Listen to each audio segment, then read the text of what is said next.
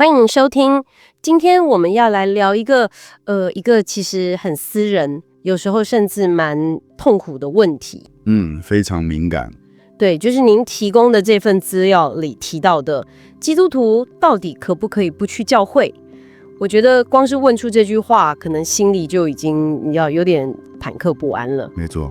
但資料一開始就點出一個很關鍵的前提，他說很多人問這句話，真的不是出於叛逆或挑釁，而是源於很深的傷害。是，裡面有一句話形容得特別好，他說這不是一個挑戰，而常是一句痛苦的低語。哇，這就引出了一個核心的矛盾，就是說一個本來應該是避風港的地方，對，一個避風港，結果卻成了傷害的來源，那人到底該何去何從？所以我們今天的任務不是要給出一個非黑即白很簡單的答案，不可能，而是想陪着您用一種溫和、誠實而且充滿關懷的方式，好好的來梳理這個議題。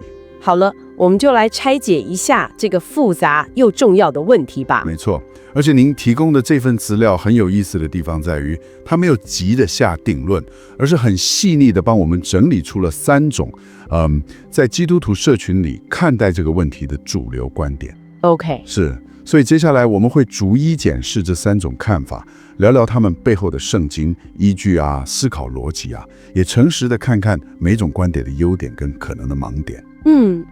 我們的目標是希望能幫助您理解這個問題的全貌，看見不同觀點背後其實都藏着某種善意的關懷，最終希望能找到一個既符合信仰原則又充滿恩典的理解方式。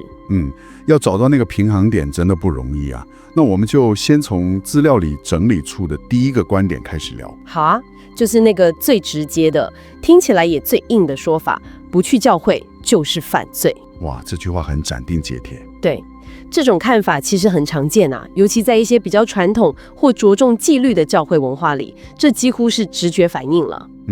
它的立論基礎非常明確，主要來自聖經希伯來書第10章25節，那裡直接說不可停止聚會，所以這是一條命令。是，所以支持這個觀點的人會認為這是一條很清楚的命令，沒有什麼模糊空間，所以這算是一種義務導向的看法，把順服跟紀律擺在第一位。正是如此，而且這背後還有一個很深的擔憂，就是他們害怕信徒一旦離開群體，在屬靈上就會孤立無援啊，可以理解。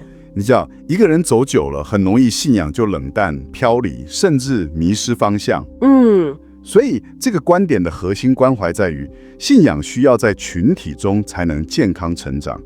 那種獨行俠式的信仰，其實是非常危險的。我完全可以理解這種擔憂，因為如果信仰完全個人化，真的很容易就變成信仰自助餐。對，只挑自己喜歡的，這很危險。但反過來講，用犯罪這麼重的詞，哇，好像他完全忽略了人的感受，特別是那些已經受傷的人，聽到這話不是壓力更大了嗎？您正好說到了這個觀點最大的挑戰，他在強調命令的同時，有時候會不小心忽略了憐憫，這就帶出了資料裡提到的第2種觀點。我們可以稱之為關係導向的看法，它正好就是想來平衡這一點。這個觀點的核心是，教會很重要，但重點不是出席這個行為本身。這就有趣了。所以他把重點從一個動作轉移到更內在的東西上了。沒錯，這個觀點會強調，教會的本質是人，不是一棟建築物或一場活動。他會引述像《使徒行傳》裡面的記載，初期的基督徒很多時候是在信徒的家裡聚會，形式非常彈性。對，在家裡。最重要的是，這個觀點相信救恩是本於恩典，不是靠我們的出席記錄來換取的。所以他們認為重點在於我們是否真的與一群信徒有所歸屬和連結歸屬，而不是我們有沒有每個禮拜天準時去某個地方簽到。這個歸屬而非出席的區分，我覺得需要特別強調，因為很多人可能就是卡在這裡，他們以為歸在教會名下，就等於每個禮拜天早上9點準時出現。但資料似乎把這兩件事給分開了，這給了人很大的釋放，但會不會也有風險？比如說，會不會有人就用這個當借口，然後慢慢的就跟所有人都斷了連接？這正是它的潛在弱點。當我們過度強調關係的品質，而忽略關係的實踐時，就可能不知不覺滑向一種以舒適為導向的孤立。以舒適為導向的孤立，意思是我只跟我喜歡、合得來的2-3個人來往，因為這樣最舒服，或者乾脆自己一個人靈修，因為這樣最沒有麻煩。但信仰的成長很多時候是需要磨練和挑戰的。如果缺乏群體的督促，信仰就很容易停滯不前了。我懂。這就像一群朋友說好要一起上健身房，結果最後變成只是每周約出來喝咖啡聊天，因為那最舒服。對，因為那最舒服，但原本一起變健康的目標卻不見了。這個比喻很貼切，所以一個太硬，一個可能太軟。那資料裡提到的第3種觀點呢？它似乎是特別為那些受過傷的人預備的。是的，第3種觀點我們可以叫它關懷導向。它的出發點非常溫柔。他說，上帝優先關心的是人的醫治，然後才是社群。這個觀點不回避一個很不幸的現實，就是教會這個理應安全的地方，有時候確實會傷人，存在權力濫用或屬靈操控的問題。他承認了問題的存在，而不是假裝沒看見。對，他的聖經參照之一是看到耶穌自己也曾在開始重要服事之前退到曠野獨處，就像馬可福音第1章35節記載的那樣。OK， 這說明有時候短暫的退後或獨處是為了重新得力，這本身是健康且必要的。所以這個觀點提出了一個直擊人心的問題：上帝更在乎我們遵守一條規矩，還是我們破碎靈魂的修復？哇！他勇敢地把一個人的內在醫治放在了外在的宗教表現之上，這給了那些正在痛苦中的人一個喘息的空間，告訴他們先把自己照顧好是可以的，這真的很重要。但我也能想到它的風險，如果這個醫治的季節沒有盡頭呢？會不會一開始是為了療傷而離開，但時間久了就變成了一種因為害怕再次受傷而形成的永久性逃避？完全正確。這就是這個觀點最需要小心的地方，它需要一個很重要的配套措施，那就是持有這個觀點的人需要有意識地提醒自己，醫治的最終目的是為了能再次健康地去愛與被愛，而不是為了建造一座孤立的城堡。沒錯，所以在合適的時機，仍然需要鼓起勇氣去嘗試重新投入社群。這樣聽下來，我最大的感受是，這3種看法沒有一個是完美的標準答案耶。絕對沒有。他們各自解決了一部分問題，卻也可能製造出新的問題。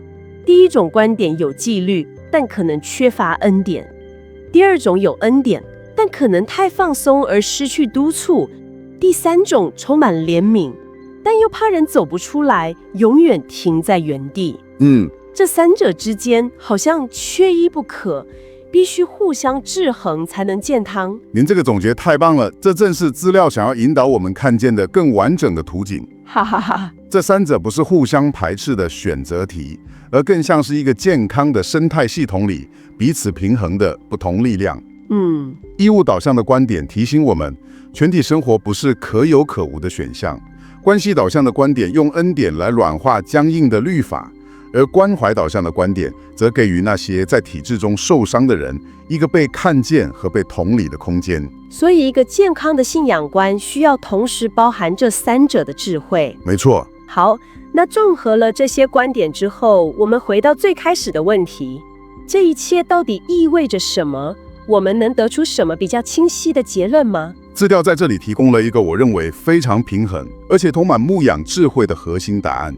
首先，他非常明確地指出，單純不去教會這個行為，不等於自動就是犯罪。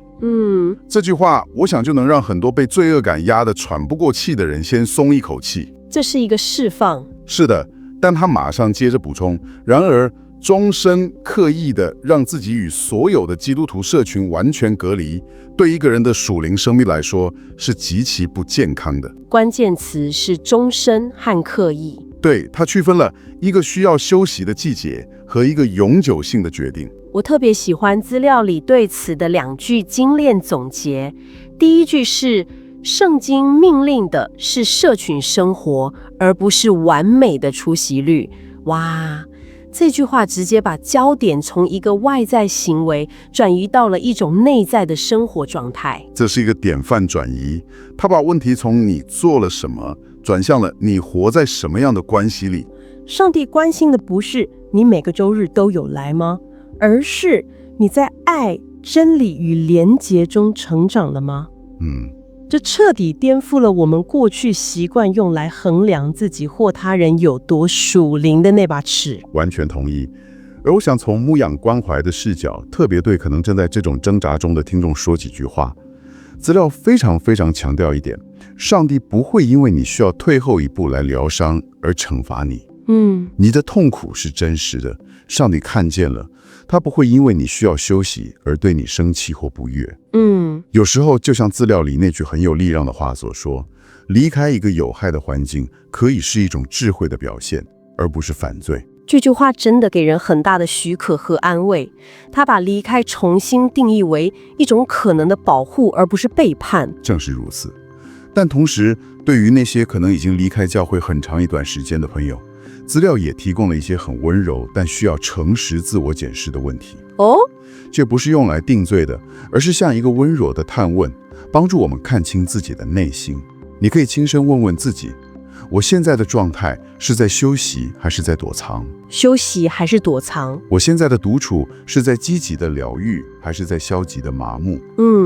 療癒跟麻木這中間的差別很細微，但卻是天壤之別。是的，這些問題的目的是要幫助我們釐清方向，因為上帝的最終心意從來不是要把你推回到一個會讓你再次受傷的地方，而是要引導你走向真正的充滿連結和愛的生命。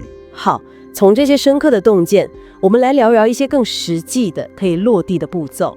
如果有人正處於這種狀況，覺得自己好像卡住了，資料提供了哪些具體又溫和的建議？第一個建議也是最根本的，就是邀請你重新定義教會。重新定義，在心裡不斷地提醒自己，教會的本質是一群跟隨耶穌的人，而不是一個建築物、一種宗教表現或一場週日活動。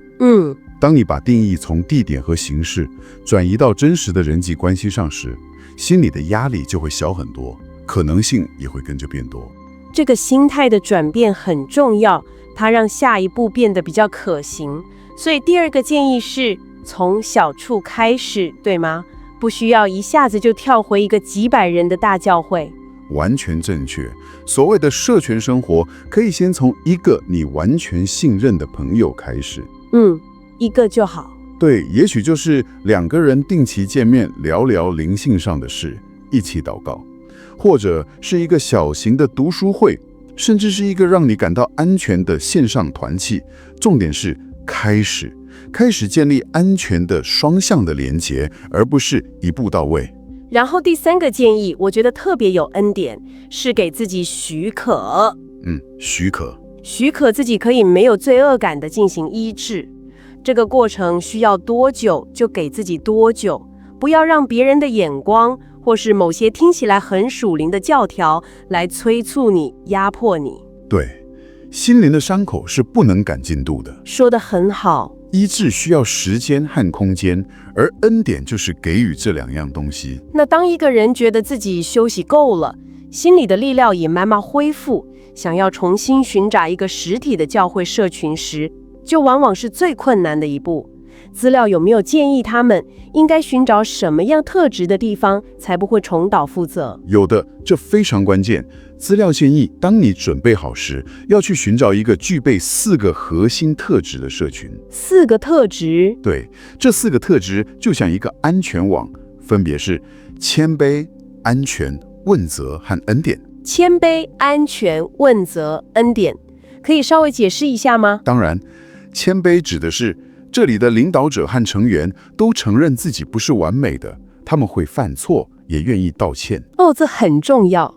安全意味着這是一個讓你可以真實表達軟弱、懷疑，而不用害怕被論斷或被貼標籤。問責則是說，這裡的人會用愛心說誠實話，溫柔的彼此督促成長，而不是放任彼此停滯。最後是恩典。是恩典，這是一個充滿了饒恕和接納氛圍的地方。他知道我們都會搞砸，但總有重新開始的機會。這4個標準其實就是把我們前面討論的所有觀點的優點都漂亮的結合起來了耶。沒錯，它既有第一種觀點的問責，又有第二種觀點的恩典，同時也提供了第3種觀點所渴望的謙卑與安全。這其實就是回到了最核心的目標，尋找一個能讓你真實成長的地方，而不僅僅只是一個履行義務的地方。是的，您把它們完美的串聯起來了，這正是核心所在。好，我們今天聊到這裡，差不多也到尾聲了。我想用一個比較溫暖的角度來總結一下。資料裡有一句話，我想它本身就是一種醫治。它提醒我們，教會的本意是成為一個醫治的地方，而不是造成傷害的地方。如果你曾在那裡受傷，上帝不是對你生氣，他正靠近你。我想，對所有曾經感到被信仰社群傷害的人來說，這句話或許就是最需要聽見的。是，信仰的證明最終不在於我們的出席率，而在於我們的生命中是否還有愛，是否還能再次信任，以及是否還保有一顆無論如何都仍然渴慕上帝的心。在我們結束這次的深入探討後，我想留給您一個問題去思考。這個問題不是要您回頭看過去的傷害，而是邀請您往前看未來的可能性。這也是資料最後提出了一個反思問題，我想把它重新包裝一下，溫柔地問您：對現在的我來說，不是10年前的我，也不是別人期待中的我，而是實實在在現在的我。一個健康的以基督為中心的社群會是什麼樣子？這個答案可能和您10年前所想的完全不同，甚至跟5年前想的都不一樣。而這或許正是關鍵所在。